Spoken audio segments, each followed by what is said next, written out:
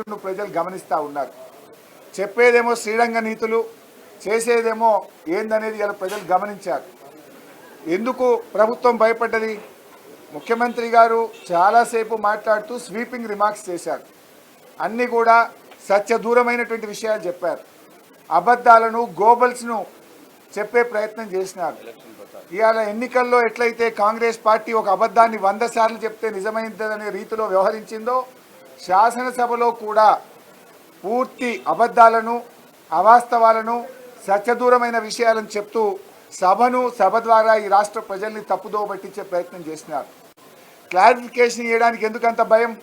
మీరు సభలో ఏదైనా చర్చిస్తాము, ప్రజాస్వామ్యబద్ధంగా ఉంటాము, మేము చాలా డెమోక్రటిక్గా ఉంటామని మాటలు బాగా చెప్పింది కదా.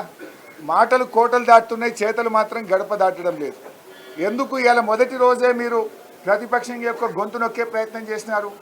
ముఖ్యమంత్రి గారు గంటన్నర సేపు మాట్లాడుతూ ఉంటే మేము మధ్యలో లేచి పాయింట్ ఆఫ్ ఆర్డర్ లేవనెత్తితే కూడా స్పీకర్ గారు మా దిక్కు చూడరు, మాకు మైక్ ఇవ్వరు. అంటే ముఖ్యమంత్రి గారు మాట్లాడినంతసేపు మాకు కనీసం మేము పాయింట్ ఆఫ్ ఆర్డర్ అడిగినా, క్లారిఫికేషన్ అడిగినా మాకు అవకాశం ఇవ్వలేదు. సభానాయకుడు మాట్లాడినాక మీకు అవకాశం ఇస్తామన్నారు. అవకాశం ఇచ్చి మేము మాట్లాడకముందే 3 నిమిషాల్లో 3 సార్లు మైక్ కట్ చేసి మాట్లాడకుండానే సభ వాయిదా వేసుకొని ఇలా పారిపోయిన తీరును ప్రజలు గమనిస్తూ ఉన్నారు. అంటే వాళ్ళు ఇలా పూర్తి అన్డెమోక్రటిక్గా వ్యవహరించినారు. సభలో ప్రతిపక్షం యొక్క గొంతు నొక్కే ప్రయత్నం చేసినారు. తమ తప్పులు ఎక్కడ ఎత్తి చూపుతారో అని చెప్పి ప్రతిపక్షాలను మాట్లాడనీయకుండా ఇలా పారిపోయినటువంటి పరిస్థితి మనం చూస్తూ ఉన్నాం. ఇలా కాంగ్రెస్ పార్టీ చరిత్ర, వాళ్ళ నేపథ్యమే కుటుంబ నేపథ్యం. కానీ ఇలా మా మీద ఆరోపణలు చేస్తూ ఉన్నారు. ఇలా నెహ్రూ గారు, ఇందిరాగాంధీ గారు, రాజీవ్ గాంధీ గారు, దురదృష్టవశాత్తు రాజీవ్ గాంధీ గారు చనిపోతే మరి ఈ 100 కోట్ల మంది మన భారతీయులు ఎవరు దొరకనట్టు సోనియా గాంధీ గారిని అధ్యక్షులు చేసుకున్నటువంటి చరిత్ర కాంగ్రెస్ పార్టీది. ఇవాళ వాళ్ళు మా గురించి మాట్లాడేటువంటి నైతికత ఇవాళ వాళ్ళకి లేనే లేదు. ముఖ్యంగా ఈరోజు దయ్యాలు వేదాలు వల్లించినట్టుగా రేవంత్ రెడ్డి గారు సభలో మాట్లాడినారు. ఆ రోజు పివి నరసింహారావు గారు, మన తెలంగాణ ముద్దుబిడ్డ, వారు ఒక ప్రధానమంత్రిగా పనిచేసి ఈ దేశానికి ఎంతో వన్నె తెచ్చినటువంటి వ్యక్తి, ఎన్నో సంస్కరణలు తెచ్చినటువంటి వ్యక్తి, అలాంటి గొప్ప నాయకుడు చనిపోతే కనీసం చూడడానికి కూడా పోనటువంటి చరిత్ర మీ కాంగ్రెస్ పార్టీది, మీ నాయకులది. పివి నరసింహారావు గారిని అవమానపరిచినాడు నోరు విప్పని నాయకులు మీరు. కనీసం ఆయన గుంటెడు జాగ కూడా ఢిల్లీలో ఆయన యొక్క శవాన్ని పెట్టడానికి స్థలం ఇవ్వకుండా హైదరాబాద్కు పంపించినటువంటి చరిత్ర కాంగ్రెస్ పార్టీది. కానీ మేము, గౌరవ ముఖ్యమంత్రి గారు ఆ రోజు కేసీఆర్ గారు ఆయనను గౌరవించి పివి ఘాట్ను ఏర్పాటు చేసి ఘనంగా ఆయన యొక్క దహన సంస్కారాలు జరిపినటువంటి చరిత్ర మాది. ఇలా మీరు మా గురించి మాట్లాడడం అంటే అది దయ్యాలు వేదాలు వల్లించడం. ఆనాడు రాజీవ్ గాంధీ గారు బతుకున్నప్పుడు ఎయిర్పోర్ట్లో మన తెలంగాణ ముద్దుబిడ్డ అంజయ్య గారిని ఏ విధంగా అవమానపరిచిందో తెలియదా? ఆ చరిత్ర మీరు పెట్టుకొని మా గురించి మాట్లాడుతూ ఉన్నారు. అమరవీరులను ఇవాళ గౌరవించింది బీఆర్ఎస్ ప్రభుత్వం. ప్రతి సంవత్సరం రాష్ట్ర అవతరణ దినోత్సవం నాడు కేసీఆర్ గారు అమరులకు ముందు సల్యూట్ చేసి ప్రతి జిల్లాలో, ఇక్కడ గౌరవ ముఖ్యమంత్రి గారు జిల్లాల్లో మంత్రులు అమరులకు సల్యూట్ చేసి మరి రాష్ట్ర అవతరణ ఉత్సవాలు జరిపినాం. రాష్ట్ర అవతరణ ఉత్సవాలు జరిపిన ప్రతిసారి కూడా అమరుల కుటుంబ సభ్యులను వాళ్ళను స్మరించుకుంటూ, వారిని సన్మానిస్తూ, వారి త్యాగాలను గుర్తు చేస్తూ ప్రతి సంవత్సరం రాష్ట్ర అవతరణ దినోత్సవాన్ని జరిపాం. అమరుల పేరిట అద్భుతంగా సచివాలయంకి ఎదురుగానే అమరవీరుల స్మారక భవనాన్ని కట్టినటువంటి చరిత్ర కేసీఆర్ గారిది, బీఆర్ఎస్ పార్టీది. అంటే సచివాలయంలో ఎవరు కూర్చున్నా ఎదురుగా అమరుల యొక్క త్యాగాలు గుర్తుండాలి, అమరుల త్యాగాలను ప్రతి నిమిషం గుర్తు చేసే విధంగా ఉండాలని అమరుల యొక్క మరి భవనాన్ని అంత గొప్పగా కట్టింది ఇవాళ బీఆర్ఎస్ పార్టీ. ఇవాళ మీరు అమరుల గురించి మాట్లాడతారా? కానిస్టేబుల్ కిష్టయ్య గారి కుటుంబాన్ని హక్కున చేర్చుకొని వారి కుమార్తెను డాక్టర్ చేసినటువంటిది కేసీఆర్ గారు. అసలు రేవంత్ రెడ్డి గారు తెలంగాణ ఉద్యమకారుల గురించి మాట్లాడే హక్కు ఉందా మీకు? మీ పేరే రైఫిల్ రెడ్డి. ఆనాడు తెలంగాణ ఉద్యమంలో తుపాకీ పట్టుకొని జై తెలంగాణని ఎవడంటాడో రండి కాల్చివేస్తా అని చెప్పి ఉద్యమకారుల మీద తుపాకీ గురిపెట్టిన చరిత్ర రేవంత్ రెడ్డి గారు. మీరు తెలంగాణ ఉద్యమకారుల గురించి మాట్లాడితే 100 ఎలుకలు తిన్న పిల్లట నేను శాకాహారిని అన్నదట. ఆనాడు తెలంగాణ ఉద్యమాన్ని అడుగడుగున వ్యతిరేకించింది నువ్వు, సమైక్యవాదులకు అడుగులు మడుగులొత్తింది నువ్వు, ఇవాళ నీకేదో ఉద్యమకారుల మీద ప్రేమ ఉందని మాట్లాడుతున్నావు. యాదిరెడ్డి గారు ఆ రోజు ఇక్కడ ఎంతమంది చనిపోయినా ఈ ప్రభుత్వం గుర్తిస్తలేదని ఆ సోనియా గాంధీ గారి ఇంటి ముందు పోయి చెట్టు కూరేసుకొని యాదిరెడ్డి గారు చనిపోయింది. ఆ యాదిరెడ్డి గారి శవాన్ని తేవడానికి మేము ఢిల్లీ పోయినాం తప్ప నువ్వు కనీసం యాదిరెడ్డి శవాన్ని చూడడానికి వచ్చినావా రేవంత్ రెడ్డి గారు? ఏ రోజైనా యాదిరెడ్డి కుటుంబాన్ని నువ్వు పరామర్శించినావా రేవంత్ రెడ్డి గారు? ఇవాళ నీకేదో ప్రేమ ఉన్నట్టు శాసనసభలో మొసలు కన్నీరు గార్చే ప్రయత్నం ఇవాళ రేవంత్ రెడ్డి గారు చేస్తూ ఉన్నారు. అసలు తెలంగాణ ఉద్యమకారుల గురించి, తెలంగాణ అమరుల గురించి మాట్లాడే నైతికత నీకు ఉందా అని నేను అడుగుతా ఉన్నా. మా మీద 100 కేసులున్నాయి, మేము అరెస్ట్ అయినాం, మేము జైళ్ళల్లో ఉన్నాం, ఈరోజు కూడా మా మీద కేసులు ఉన్నాయి. ఎన్నికల అఫిడవిట్లో, మొన్నటి ఎన్నికల అఫిడవిట్లో కూడా తెలంగాణ ఉద్యమ కేసులు మా మీద ఉన్నాయి. ఎన్నికల అఫిడవిట్లో కూడా మేము పెట్టాం. ఇవాళ ఎంతోమంది ఉద్యమకారుల మీద కేసులు మాఫీ చేసినాం, కేసులు ఎత్తివేసినాం. కొన్ని చివరి దశలో కొన్ని కేసులు ఉన్నాయి, అందులో మా మీద కూడా ఉన్నాయి. సో అవి దాన్ని పట్టుకొని ఆయన ఏదో పెద్ద అమరవీరుల మీద ప్రేమ ఉన్నట్టు తెలంగాణ ఉద్యమకారుల గురించి మాట్లాడే నైతికత రేవంత్ రెడ్డి గారికి లేదు. అదేవిధంగా రైతుల ఆదాయం విషయంలో కూడా ఆయన మరి తప్పుదో పట్టించే ప్రయత్నం చేసినాడు. వాస్తవానికి నీతి ఆయోగ్ రిపోర్ట్ నేను చెప్పేది, సభలో రైతుల ఆదాయంలో తెలంగాణ వెనుకకుందని ఒక తప్పుడు రిపోర్ట్ని ఇచ్చారు. మేము క్లారిఫికేషన్ అడిగితే మైక్ ఇవ్వరు, స్వీపింగ్ రిమార్క్స్ చేస్తారు. ఇంకొక వైపు ఏమో సభలో మరి మమ్మల్ని మాట్లాడనీయకుండా వాయిదా వేసుకొని పారిపోతున్నారు. వాస్తవానికి మన తెలంగాణ వ్యవసాయ రంగం తలసరి ఆదాయ వృద్ధిలో గత దశాబ్ద కాలంలో మరి 6.59 వృద్ధితో దేశంలో 2వ స్థానంలో నిలిచింది. అంటే 6.59% వ్యవసాయ రంగంలో వృద్ధి రేటు సాధించి దేశంలో 2వ స్థానంలో నిలిచింది. మొదటి స్థానం ఎవరిదంటే చిన్న రాష్ట్రమైన సిక్కిం 6.87%. ఇది ఎవరు చెప్పిండ్రు? నీతి ఆయోగ్ నివేదికలో చెప్పింది. పెద్ద రాష్ట్రాల పట్టికలో తెలంగాణ మొదటి స్థానంలో నిలిచింది. మన పొరుగు రాష్ట్రమైన ఆంధ్రప్రదేశ్ 5.41%తో 4వ స్థానంలో నిలిచింది. అంటే తెలంగాణ ప్రభుత్వం వ్యవసాయ రంగం మీద పెట్టిన దృష్టి వల్ల ఇవాళ దేశంలోనే వ్యవసాయ వృద్ధి రేటులో 2వ స్థానంలో నిలిపిన ఘనత బీఆర్ఎస్ పార్టీది, కేసీఆర్ గారి. వాస్తవాలు ఇదుంటే ముఖ్యమంత్రి గారు సభను తప్పుదో పట్టించి తప్పుడు విషయాలు చెప్పినారు. నేను అప్పుడే లేచి క్లారిఫికేషన్ అడిగితే పాయింట్ ఆఫ్ ఆర్డర్ లేవనెత్తితే కూడా స్పీకర్ గారు మాకు మైక్ ఇవ్వరు, అటువైపు నుంచి సైగలు, చిట్టీలు, మైకులు ఇవ్వద్దని చెప్పే ప్రయత్నం. అదేవిధంగా వారు ఇంకో మాట మాట్లాడినారు, రైతులకు పంట సాగు ఈరోజు వరి ధాన్యం రైతులకు మద్దతు ధర రాలేదని రైతులు 1400కి 1500కి అమ్ముకుంటున్నారని మాట్లాడింది. ఎంత సత్యదూరమైన విషయం అంటే ఆనాడు 2014-15లో ఆ రోజు కొన్న వడ్లు, కాంగ్రెస్ పార్టీ అధికారంలో నుంచి వచ్చినప్పుడు కొన్న వడ్లు 24 లక్షల మెట్రిక్ టన్నులు అయితే మరి మేము అధికారంలోకి వచ్చినాక ఎంఎస్పీకి మద్దతు ధరకు ప్రభుత్వమే సేకరించిన వడ్లు 2020-21లో 1,41,00,000 మెట్రిక్ టన్నులు, 2021-22లో 1,20,00,000 మెట్రిక్ టన్నులు, 2022-23 చివరి లెక్కలు వచ్చేసరికి 1,17,00,000 మెట్రిక్ టన్నులు. అంటే 1960 రూపాయల కాడికి ప్రభుత్వమే వడ్లు కొన్నదని లెక్కలు చెప్తా ఉంటే ముఖ్యమంత్రి గారు 1,400కి అమ్ముకున్నారు, 1,500కి అమ్ముకున్నారు, వడ్లే అది మీ చరిత్ర.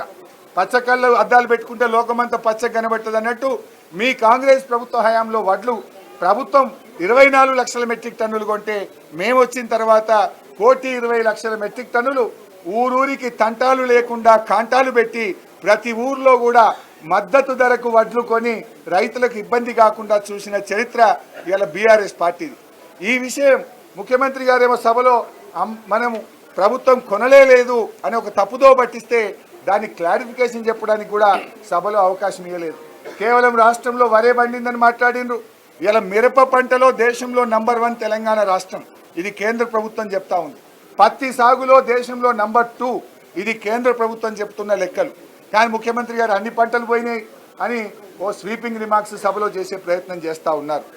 అంటే ఇవాళ పంట సాగు విస్తీర్ణం కూడా చూస్తే ముఖ్యమంత్రి గారు ఏమంటారంటే ఆయన ఎన్సీబీ రికార్డు కూడా మాట్లాడినారు. రైతుల ఆత్మహత్యల గురించి సీఎం గారు ఇవాళ తప్పుడు విషయాలు చెప్పే ప్రయత్నం చేసినారు. నేషనల్ క్రైమ్ రికార్డ్ బ్యూరో నివేదిక ప్రకారంగా చూస్తే తెలంగాణలో రైతు ఆత్మహత్యలు తగ్గుతూ వచ్చినాయి. మేము వచ్చిన కొత్తల్లో మీరు అవలంబించిన రైతు వ్యతిరేక విధానాల వల్ల 2014లో 1348 ఆత్మహత్యలు, 15లో 1400, 2016 645, 2017 851, 2018లో 908, 2019 499, 2020 471, 2021 359, 2022కి వచ్చేసరికి 178కి తగ్గిపోయింది. అంటే మా ముఖ్యమంత్రి గారు, మా ప్రభుత్వం ఆ రోజు మేము అవలంబించిన విధానాల వల్ల రైతు ఆత్మహత్యలు ఈ రాష్ట్రంలో పూర్తిగా తగ్గుముఖం పట్టినాయి. ఇది మా రికార్డు కాదు, నేషనల్ క్రైమ్ రికార్డ్ బ్యూరో. వాస్తవానికి ఇది రైతు ఆత్మహత్య కూడా కాదు. ఏ కారణం చేతనైనా రైతు ఆత్మహత్య చేసుకుంటే అది కారణం ఏదైనా కూడా రైతు ఆత్మహత్యగానే ఆ రోజు రికార్డ్ చేసినారు. అయినా ఆ సంఖ్య చూస్తే 1400 నుంచి 178కి తగ్గింది. అదే మిగతా రాష్ట్రాల్లో చూస్తే పక్కన మహారాష్ట్రలో 4248 రైతు ఆత్మహత్యలు, కర్ణాటకలో 2392, ఆంధ్రప్రదేశ్లో 917, కానీ తెలంగాణకు వస్తే 178. అంటే ఇది మా పనితీరుకు నిదర్శనం, రైతుల విషయంలో మా చిత్తశుద్ధికి నిదర్శనం. ముఖ్యమంత్రి గారు ఇంకో విషయాన్ని సభను తప్పుదో పట్టించే ప్రయత్నం చేసింది. రైతు బీమా అనేటువంటిది రైతు ఏ కారణం చేత చనిపోయినా, అనారోగ్యం వల్ల కానీ, వయసు మీద పడడం వల్ల కానీ, సహజ మరణం పొందినా కూడా ఆ రైతు కుటుంబం రోడ్డు మీద పడద్దు. రైతు బాగుండాలి. దురదృష్టవశాత్తు రైతు చనిపోతే రైతు కుటుంబం బాగుండాలని మేము రైతు బీమా పథకం చేపడితే ఆయన పూర్తిగా సభను తప్పుదో పట్టిస్తూ రైతు బీమా పొందిన 1,19,000 మంది రైతులు కూడా అవి ఆత్మహత్యలు, అవి ప్రభుత్వ హత్యలు అని చెప్పి సభను తప్పుదో పట్టించే ప్రయత్నం చేసిండు. అంటే అప్పుడే నేను లేచి పాయింట్ ఆఫ్ ఆర్డర్ అడిగితే స్పీకర్ మా వైపు చూడడు, మాకు మైక్ ఇవ్వనటువంటి పరిస్థితి. అంటే ఎంత దురదృష్టకరం. అంటే ముఖ్యమంత్రి గారు ఎంత అవగాహన లేమితో మాట్లాడుతున్నాడా, లేదు ఒక పిసిసి ప్రెసిడెంట్గా ఒక ఆరోపణలు చేస్తూ ఎరాటిక్గా గతంలో ఎట్లయితే చేసిండో ఇలా సభలో కూడా అట్లాంటి ఆరోపణలు చేయడం, అది ఆ పదవికి అది వన్నె తెచ్చేది కాదు. ఆ పదవిలో ఉండే నాయకులు మాట్లాడేటువంటి మాటలు కాదు. అంటే రైతు బీమా పొందిన వాళ్ళను కూడా రైతు ఆత్మహత్యలు అంటే అది కేవలం ముఖ్యమంత్రి గారు బురద జల్లే ప్రయత్నం. అంటే ఎంత ఎరాటిక్గా మాట్లాడిండు, ఎంత అవగాహన రైత్యంతో ఇలా సీఎం మాట్లాడిండు అనేటువంటిది మనందరం కూడా గమనించవచ్చు. అంటే ఇలా రైతు బీమా వద్దన్నట్ట ముఖ్యమంత్రి గారు? రైతు బీమాను రద్దు చేస్తామని చెప్పదలుచుకున్నారా మీరు? ఇలా ఆయన మాటల్లో ఏం కనబడ్డది? రైతు బీమా ఇది చనిపోయిన తర్వాత ఇచ్చే అవసరం ఏంది అని మాట్లాడిండు. అంటే ముఖ్యమంత్రి గారు ఏంటంటే రైతు బాగుండాలి, ఏ కారణం చేత సహజ మరణం పొందిన ఆ రైతు కుటుంబం బాగుండాలన్నదేమో మా ధ్యేయం. కానీ మీ ధ్యేయం చూస్తూ ఉంటే ఇలా వ్యవసాయ రంగాన్ని, రైతు కుటుంబాలను దెబ్బతీసే విధంగా మాట్లాడుతూ ఉన్నారు. ఇంకో మాట ఆయన మాట్లాడుతూ బోర్వెల్ ఎందుకు పెరిగినాయి అన్నాడు. మీ హయాంలో బోర్ వేస్తే కూడా చుక్క నీళ్లు రాలే. మీ కాంగ్రెస్ హయాంలో బోరింగులు వేస్తే కళ్ళల్లో నీళ్ళు వచ్చినాయి, బోరు పొక్కలలో నీళ్లు రాలే. ఇవాళ మా హయాంలో భూగర్భ జలాలు పెరిగినాయి, చెరువులు బాగా చేసినాం, చెక్ డ్యాములు కట్టినాం, ప్రాజెక్టులు పెట్టినాం, కాలువల ద్వారా నీళ్ళు ఇచ్చినాం, బోర్లు వేస్తే నీళ్ళు వస్తున్నాయి కనుక బ్రహ్మాండంగా రైతులు బోర్లు వేసుకున్నారు, ఉచిత కరెంటుతో సాగు చేసుకున్నారు. అంటే నీ హయాంలో బోరింగ్లు ఎందుకే లేదంటే దుబ్బ తప్ప చుక్క నీళ్లు రాలేదు. నీ హయాంలో 10 బోర్లు 20 బోర్లు వేసి బోర్ల రామరెడ్డిగా పేర్లు తెచ్చుకున్నారు, కళ్ళల్లో నీళ్లు పెట్టుకున్నారు, ఆత్మహత్యలు చేసుకున్న చరిత్ర మీది. ఇలా కేంద్ర ప్రభుత్వమే చెప్పింది దేశంలో అన్ని రాష్ట్రాల్లో భూగర్భ జలాలు తగ్గుతుంటే తెలంగాణలో 6.5 మీటర్ల భూగర్భ జలాలు పెరిగినాయి. ఎందుకు పెరిగినాయి? నేను మ్యాజిక్ చేస్తే పెరిగినాయా? మేము చెక్ డ్యాములు కట్టినాం, చెరువులు బాగా చేసినాం, సాగునీటి లభ్యత పెంచినాం, సముద్రంలో కలుస్తున్నటువంటి కృష్ణా గోదావరి జలాలను తెలంగాణ భూభాగంలో పారించినాం కనుక భూగర్భ జలాలు పెరిగినాయి. అందుకే రైతులు బ్రహ్మాండంగా మరి బోర్లు వేసుకున్నారు, కాలువల కింద పంట పండించుకున్నారు, బోర్ల కింద కూడా పంట పండించుకున్నారు. అందుకే ఈరోజు మీరు చూస్తే ఆనాడు 2014-15లో రాష్ట్రంలో సాగు విస్తీర్ణం 1,31,00,000 ఎకరాలు. మొన్న 2022-23లో చూస్తే 2,08,00,000 ఎకరాల సాగు విస్తీర్ణం పెరిగింది. ఎందుకు పెరిగింది సాగు విస్తీర్ణం? ఆనాడు 1,31,00,000 ఎకరాలుంటే మా 9.5 ఏళ్ల హయాంలో 2,08,00,000 ఎకరాలకు సాగు విస్తీర్ణం పెరిగింది. అంటే అది మా పనితీరుకు నిదర్శనం. మేము చెరువులు బాగు చేయడం ద్వారా ఆయకట్టు స్థిరీకరణ జరిగింది, పెండింగ్ ప్రాజెక్టులు పూర్తి చేయడం ద్వారా ఆయకట్టు వచ్చింది, కొత్త ప్రాజెక్టులు కట్టడం ద్వారా ఆయకట్టు వచ్చింది. ఈ రకంగా మేము ఆయకట్టును పెంచే ప్రయత్నం చేసినాం. కానీ ముఖ్యమంత్రి గారు ఏంటంటే సభను పక్కదో పట్టిస్తూ బోరింగ్లు ఎందుకేసిండ్రు మీరు ప్రాజెక్టులు కట్టారు. మేము ప్రాజెక్టులు కట్టినాం కనుక, చెక్ డ్యాములు కట్టినాం కనుక, చెరువులు బాగా చేసినాం కనుక నీటి లభ్యత పెరిగింది. అందుకే కొత్తగా బోర్లు వేసుకున్నారు, ఆయకట్టు వచ్చింది. సో బోర్ల కింద పెరిగింది, ప్రాజెక్టుల కింద కూడా ఆయకట్టు పెరిగింది. ఇది మా ప్రభుత్వం సాధించిన విజయం.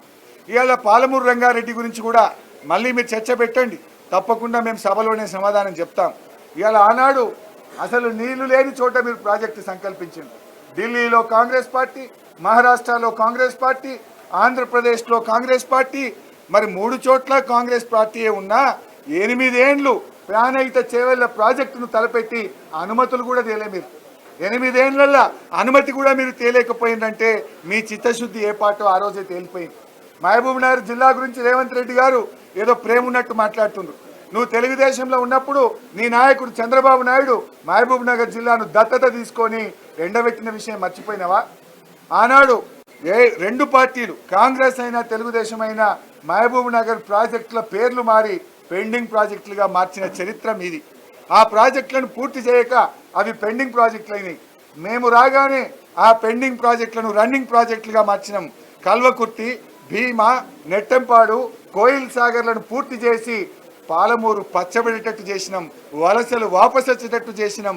ఇవాళ పాలమూరులో పక్క రాష్ట్రాల కూలీలు వచ్చి పనిచేసే విధంగా పాలమూరుని అభివృద్ధి చేసిన చరిత్ర మాది.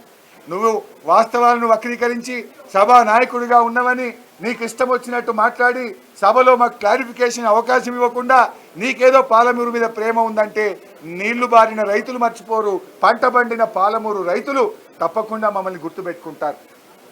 అయితే ఈరోజు అదే కాదు, నీ ఆలంపూర్ గురించి ప్రస్తావించినావు. తుమ్మిళ్ళ